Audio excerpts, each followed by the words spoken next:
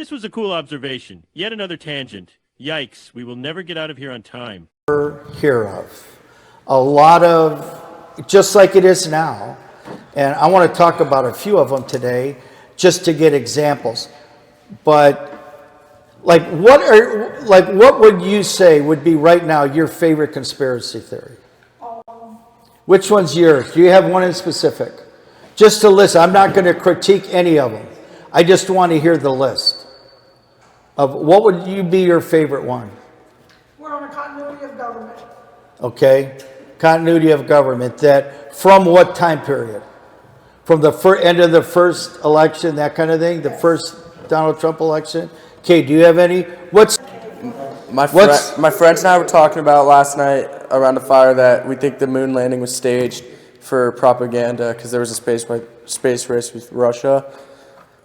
But why would it be for propaganda if because we're all spending of our millions enemies... and millions of dollars on NASA and we couldn't complete what we thought? See, I could see it. It makes sense as a conspiracy if you're following money. Like it's just an excuse to budget $20 billion. But to say, because our enemies verified that we did it. So it wouldn't be for that motive. It would be for the money. Yeah, that's what I'm saying. It would just be a money grab. Who else has one that you really, really like? John, you want to contribute one? Yeah, I mean, I agree with probably all of them. But moon landing, but more recently, the Epstein list.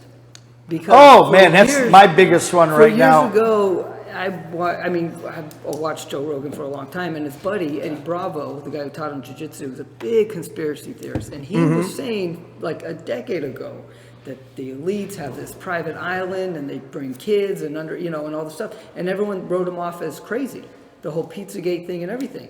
And look, it turns out he was right.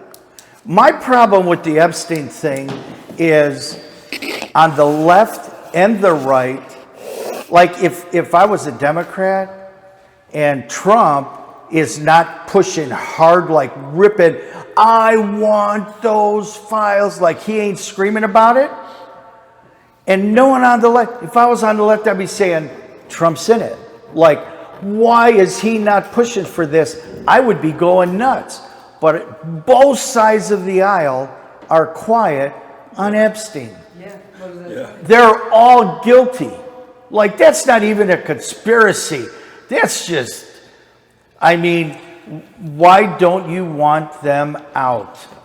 Why don't you want those files, that laptop? There's nothing, in Bondi, there's nothing on the laptop? Prove it. I want to see it. Anybody else have, any other big conspiracy theories? Well, no, just to, go with that one there, I think that there's just so much on both sides that nobody wants it out. What's real? They make up so much stuff. I think they're trying to figure out and prove. I think Trump sees things in there that he feels like was just made up. And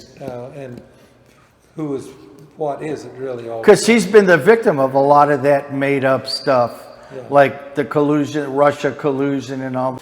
Everything. And he already knows what's going down, and this is all going to play out. Like, I think there's somebody higher than Epstein that they're after, and it could be a specific country.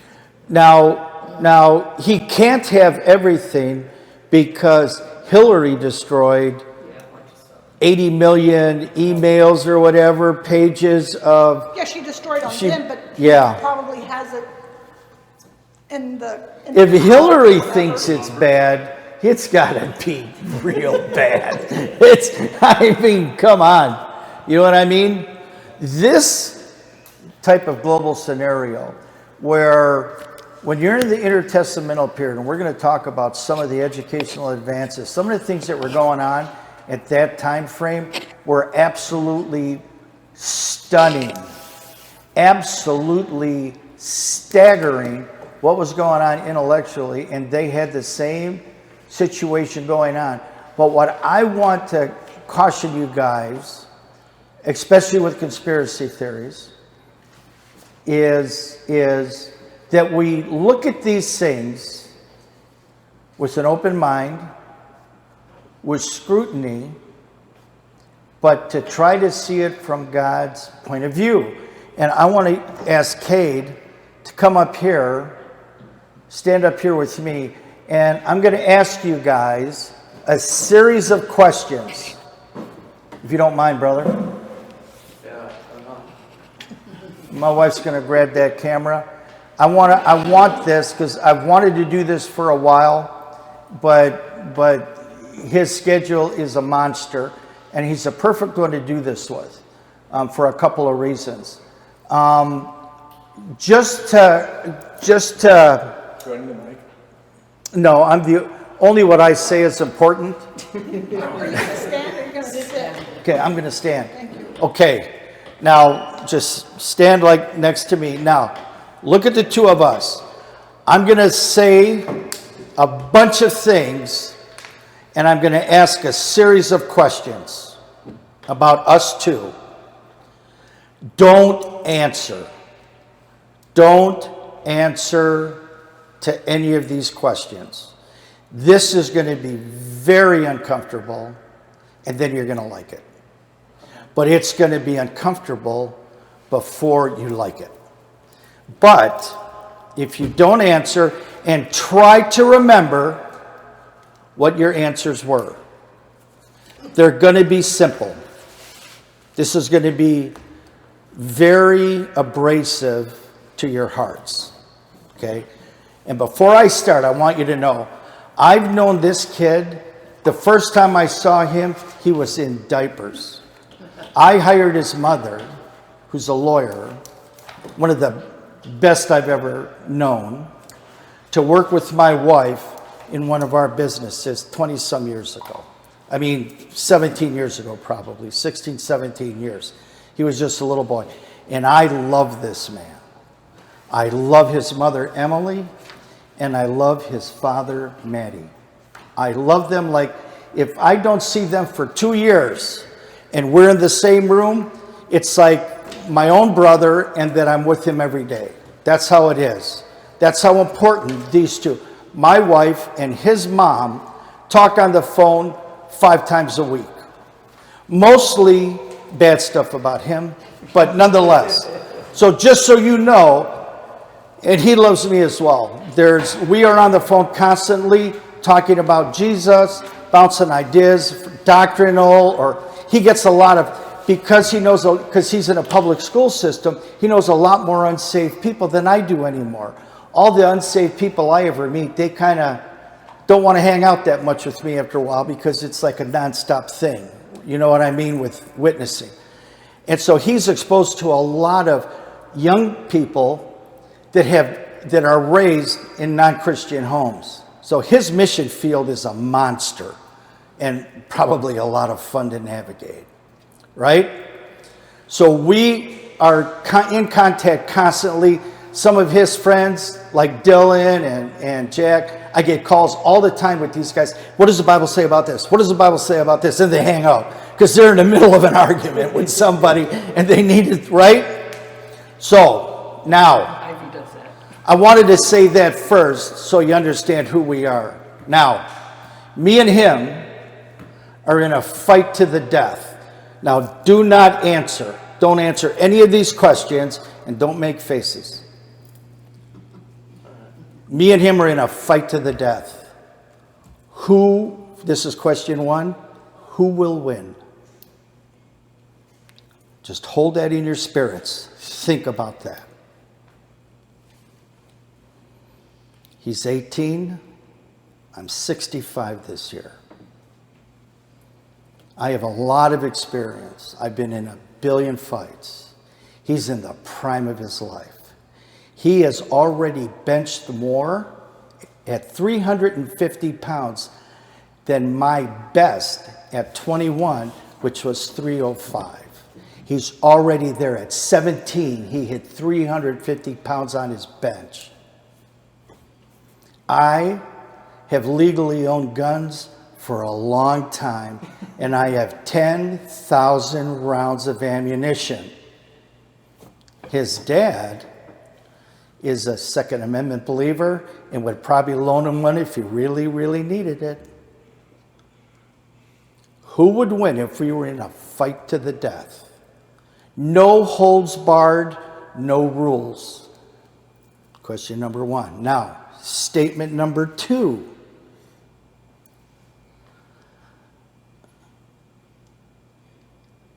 How do I do this right? Hang on a second.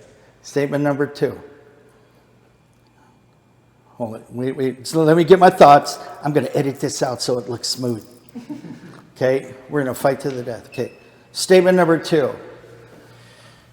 Who will win is the wrong question. Now think, don't answer. What's the right question? Think about that now. And remember your answer. Now, this is the correct question. Who will lose? Now think about your answers. And then I'm going to solve this for you. Who will lose if him and I are in a fight to the death? Think about all your answers. I love his mother, love his father. My wife is such close friends with both of them as well. Known him since he was a kid. Who will lose if we get in a fight to the death? Now, I'm going to solve it for you. Because you're all wrong, including him. I know the answer. You want to write it down? Yeah. Have I told you this before? No. Okay. I just think Who? I'm pretty confident in myself.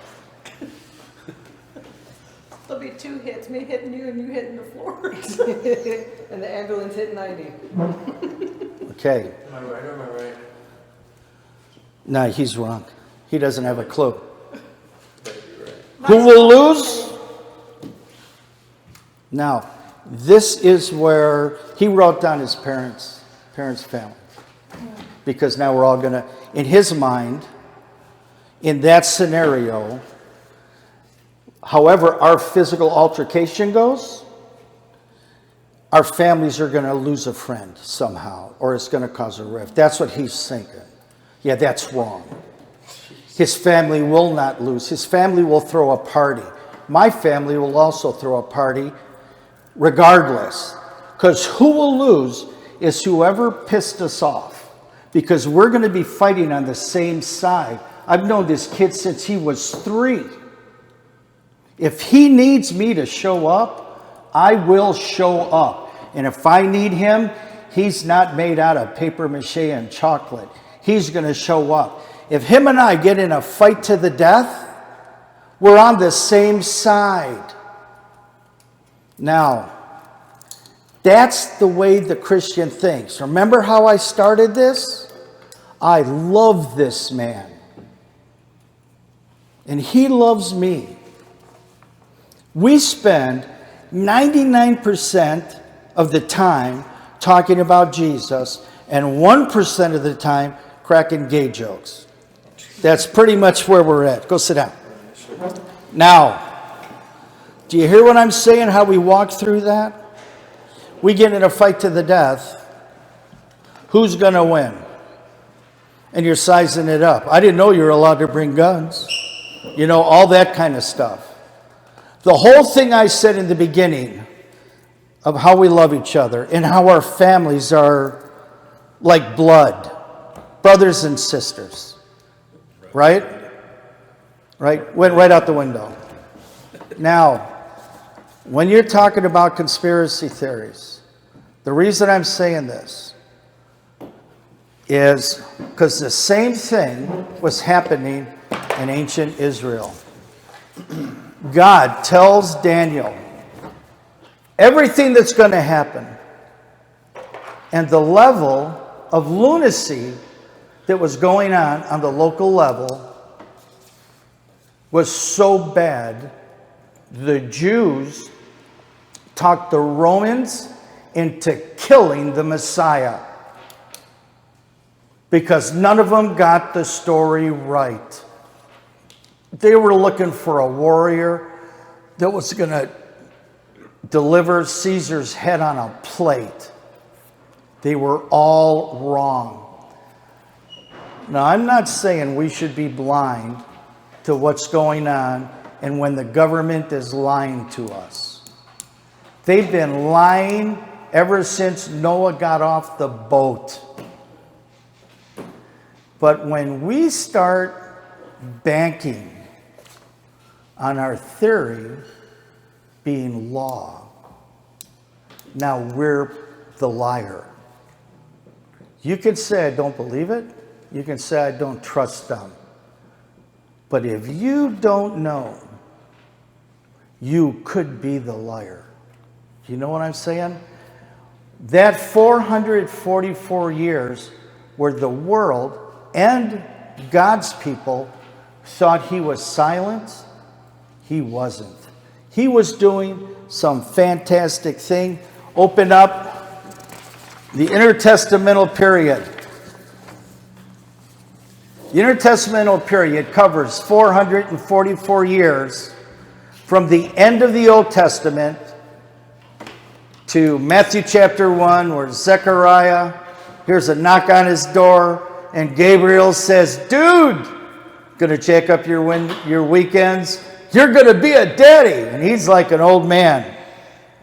Around 436 BC, Malachi closes, puts down his pen, ends the Old Testament, and then this period goes all the way to Zechariah talking to Gabriel.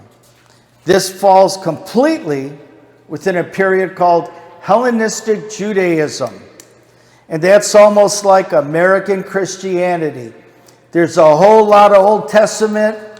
Hellenistic Judaism is a whole lot of Old Testament mixed with Greek culture.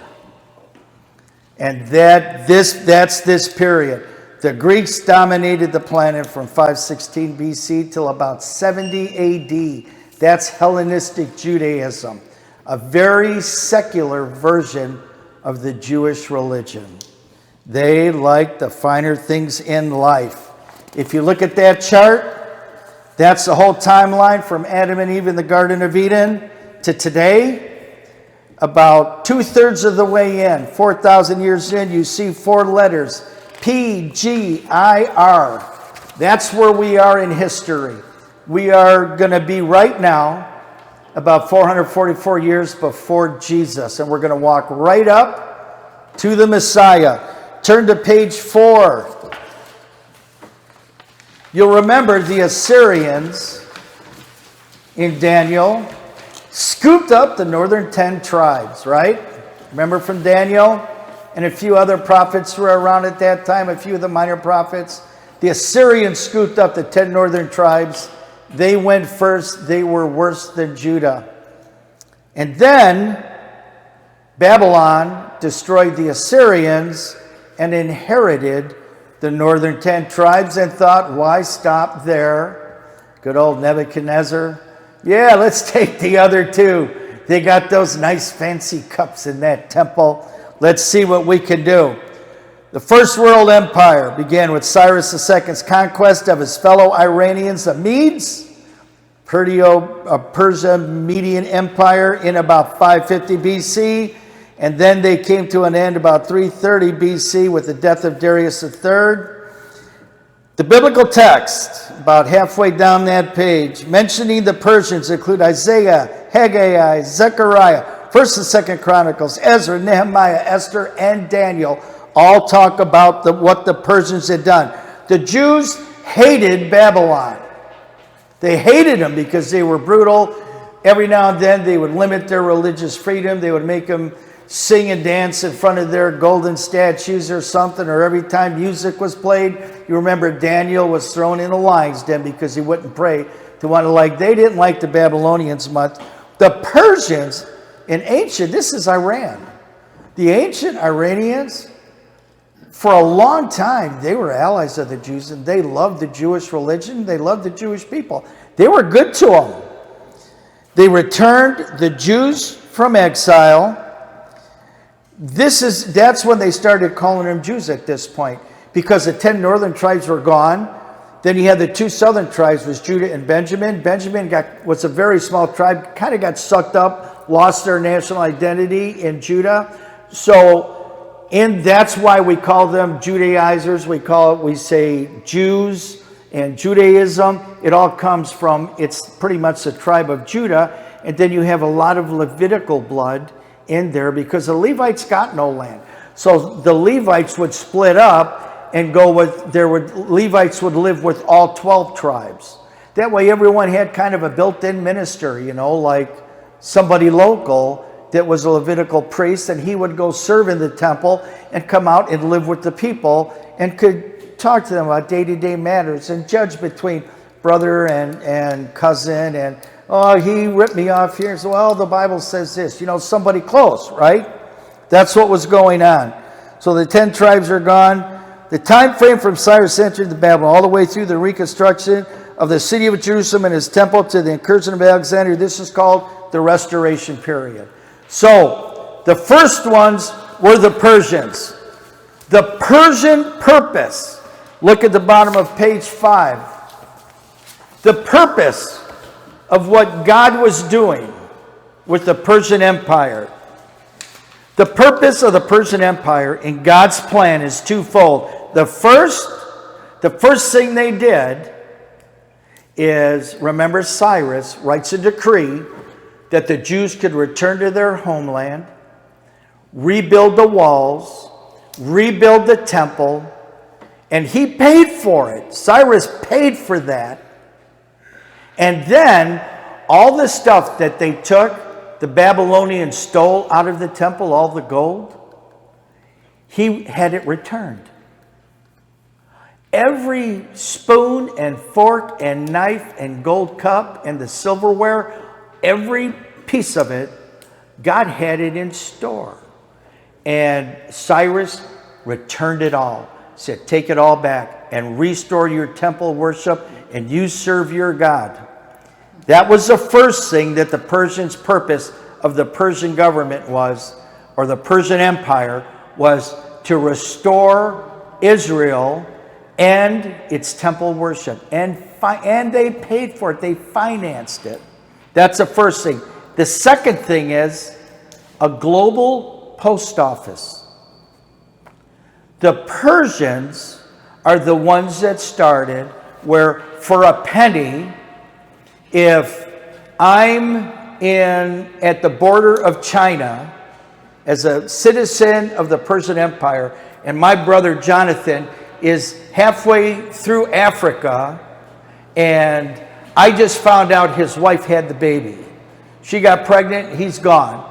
I can write him a letter, and for a penny, the Persian government would have Pony Express riders go all the way over the whole world and would deliver it to them.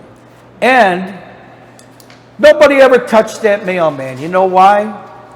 Because if that mailman was killed and robbed, because that stamp, that seal, was guaranteed by the Persian emperor. They came in, there was no trial, there was no anything. They just killed everyone in that city for one stamp. You hurt this guy, everyone in your town is going to die. So what happens when the mailman's coming through? Oh, they're ringing bells, and everyone is lining the streets. Make sure nobody touches that man. And then follow him out of this city for about 30 or 40 miles, halfway to the next city, so nobody thinks he got hurt with us. And that still happens today. You can go in the worst neighborhoods in the city where the police don't go, the mailman can go, because no one's going to touch the guy bringing those welfare checks. Still happens. Still today. Nobody messes with the mailman. That started with Persia. Listen to this. This is what Herodotus, 500 years before Jesus, this is what he says. Let me see if you recognize this. The Greek historian Herodotus once wrote in 500 BC, neither snow, nor rain, nor heat, nor gloom of night stays these couriers from their swift completion of their appointed rounds. Ever heard that? He was describing the Persian postal service, which he deeply admired. The same inscription is carved in New York City's General Post Office number 1. That started with the Persians. They returned Israel to their homeland, financed temple worship, got it all started up, and the postal service. Paul would use that postal service. Clement of Rome, Papias, the Marabar Serapion was a letter that all Christians quote that go to Bible college and study first century ancient Christian writings, was sent on that postal service. The Greeks liked it so much they expanded it, and the Romans funded the roads. The Greeks, number 2. So that was the Persians. Then God brings in the Greeks. Alexander the Great defeats Darius. So you had Cyrus, then you had Xerxes, who was married to Esther, right, with the Persians. Then you had Artaxerxes. Then you had Darius. Darius was the grandson or great-grandson of Cyrus, right? So Alexander the Great beats his armies, right? Alexander required what the purpose of the Greeks in God's plan is, 1, they were the first ones in their entire empire to fund education, publicly funded education. Now, not everybody got it.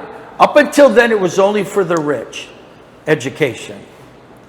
But the Greeks said, if your child, they're going all over the world, they've got a global empire, but they have 2 problems. One, they don't speak the languages, and they don't understand the culture. So what the Greeks set out to do under Alexander the Great, he's the one. That's why they call him the Great.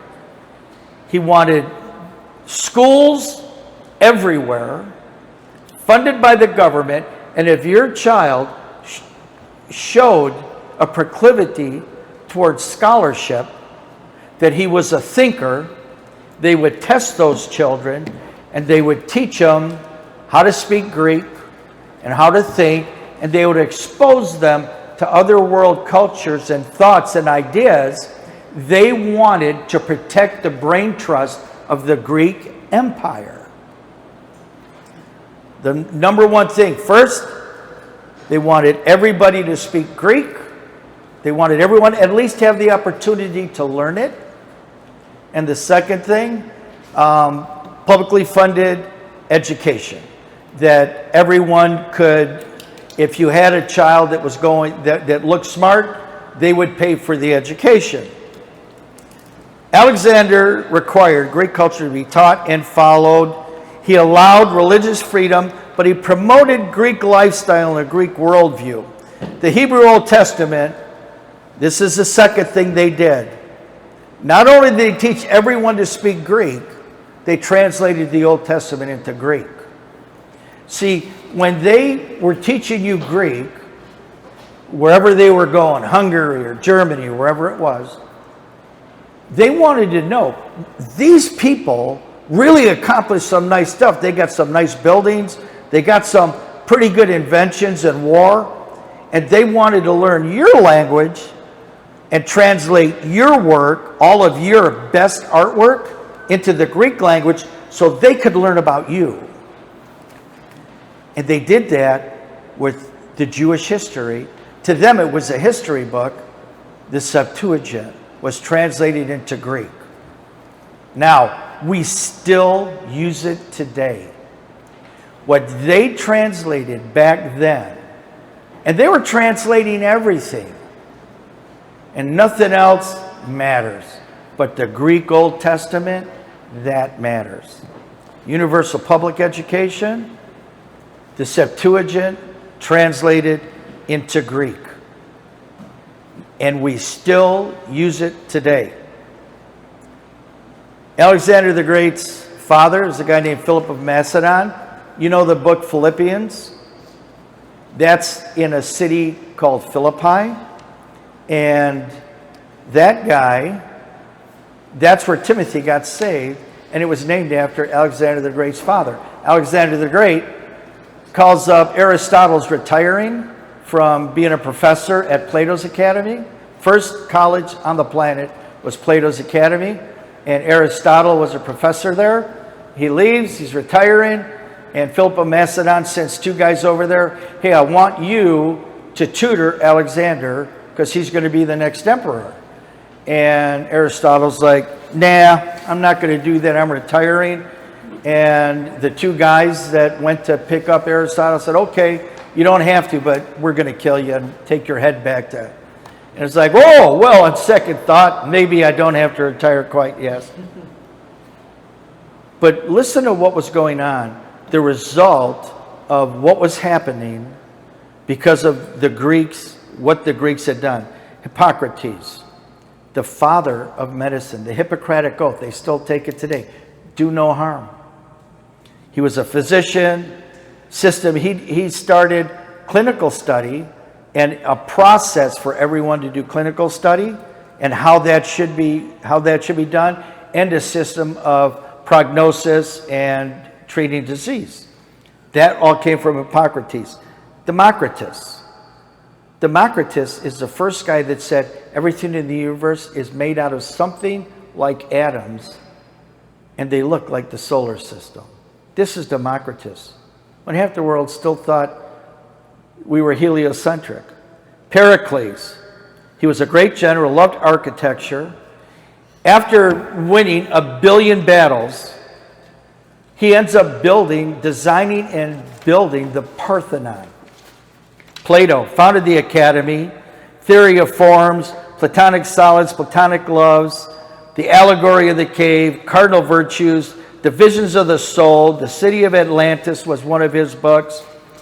And he was taught by Socrates. Socratic dialogue, intellectualism, irony, Socratic method, Socratic paradoxes. He said, the unexamined life is not worth living. Aristotle, he taught at the Academy physics. This is what Aristotle, the guy that tutored Alexander the Great. Physics, biology, zoology, metaphysics, logic, ethics, aesthetics, poetry, drama, music, rhetoric, psychology, linguistics, economics, politics, meteorology, geology, government. That's the guy. This is like 350 years before Christ. That was the level of intellectual pursuit of what the Greeks had accomplished. Euclidean mathematics, Euclidean geometry. Yikes. He died of a fever. Alexander the Great dies. His kingdom will be divided up into 4. The Seleucids and the Ptolemies were the only ones that mattered. The Ptolemies were good to Israel. The Seleucids were rotten, ending with Antiochus Epiphanes, which was a very antichrist type figure. They punished the Jews.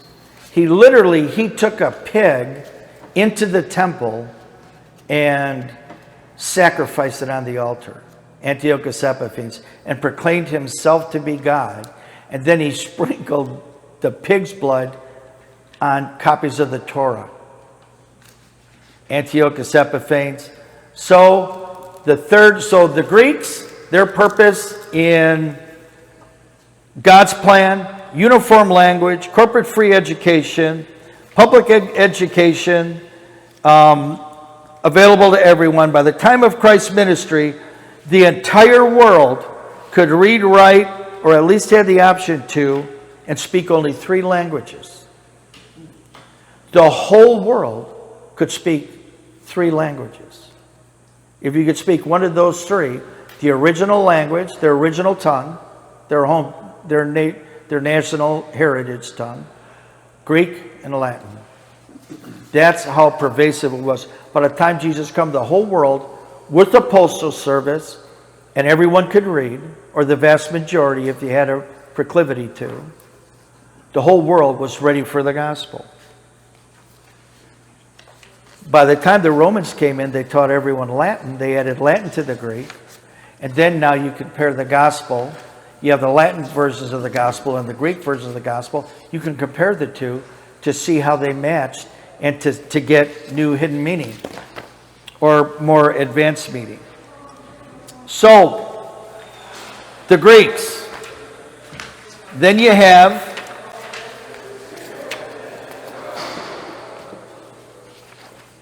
the Maccabees. That's a short period of Jewish independence. With the Maccabees, it lasted 66 years. And then the final one are the Romans. Pompey of Rome conquered the region about 63 BC, put the Caesars in charge. Pompey, Gaius Julius Caesar, Tiberius Caesar, Claudius Caesar, Nero, all of these biblical Caesars.